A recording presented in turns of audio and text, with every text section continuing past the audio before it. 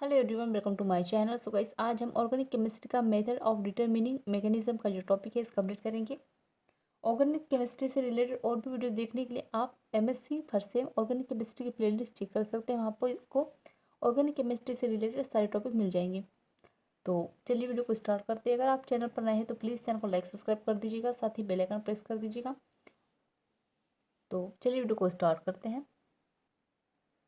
तो आगे देखिएगा, रिएक्शन की मैकेनिज्म ज्ञात करने के लिए प्रोडक्ट की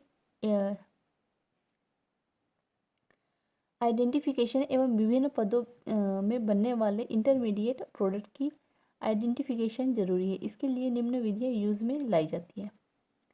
क्या कह रहा है कि रिएक्शन के मैकेनिज्म को ज्ञात करने के लिए प्रोडक्ट की आइडेंटिफिकेशन, ठीक है, जो आइडेंटिफिकेशन होती है उसके बारे में जानने के बारे में, और जो क्या है विभिन्न पदों में बनने वाले इंटरमीडिएट्स प्रोडक्ट, ठीक है, मतलब कि जो भी मेथड होती है प्रोडक्ट बनने की उसके बारे में जानने की हमारे पास क्या है निम्न विधियाँ यूज़ में लाई जाती है। अब वो कौन कौन सी विधियाँ हैं उसके बारे में हम देखते हैं। तो फर्स्ट है प्रोडक्ट आइडेंटिफिकेशन, उत्पादों की पहचान। तो इसके बारे में देख लेते हैं।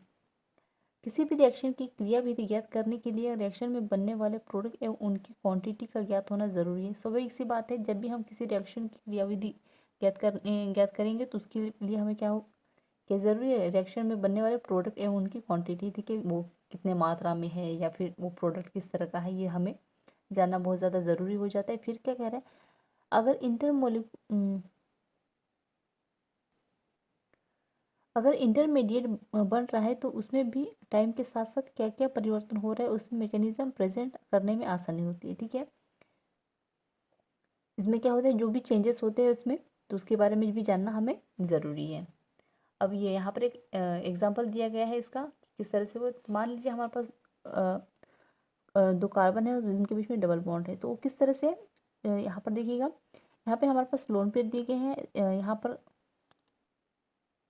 और दो ऑक्सीजन है, इसमें सिंगल बॉन्ड है, और यहाँ पर क्या है, चार लोन पेयर दिए गए हैं।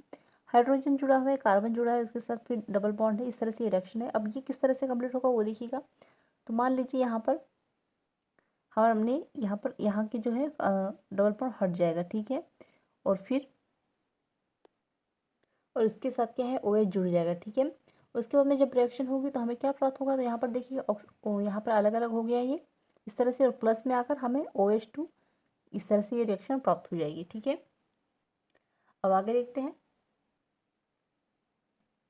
आगे कह रहे हैं ओलिफिन की पर अम्ल से क्रिया कर एपॉक्साइड बनने की क्रिया ओलिफिन एवं पर अम्ल के संबंध में प्रथम कोटि की है।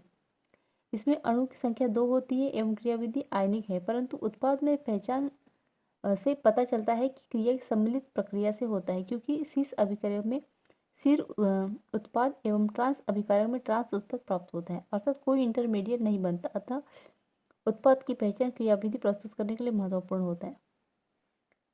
तो इसमें कह रहा है कि जो उत्पाद की पहचान के लिए क्या होता है, हमें रिएक्शन करना जरूरी होता है, ठीक है। अब आगे देखते हैं।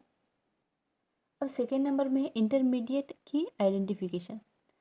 जिन रिएक्शन में इंटरमीडिएट बनता है उनकी मैकेनिज्म प्रस्तुत करने के लिए इंटरमीडिएट की आइडेंटिफिकेशन बहुत इंपॉर्टेंट होता है, ठीक है, जो कि 3 चरणों में होता है। फर्स्ट है विगलन, सेकेंड है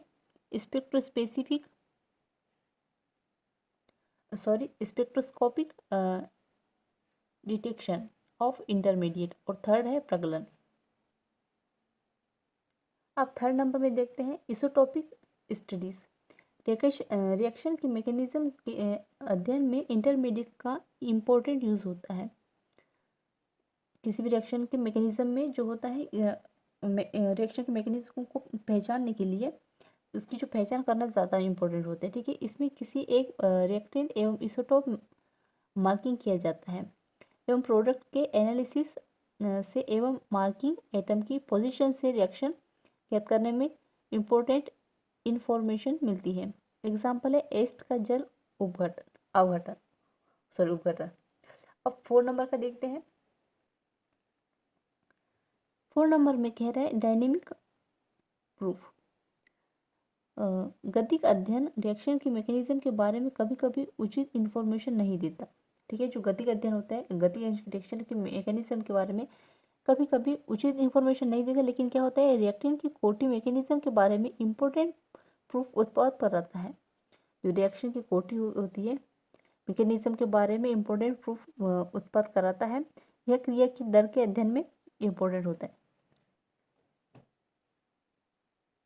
तो यहाँ पे जो 4 मेथड्स थी, ठीक है, जो कि काफ़ी इजी सा है।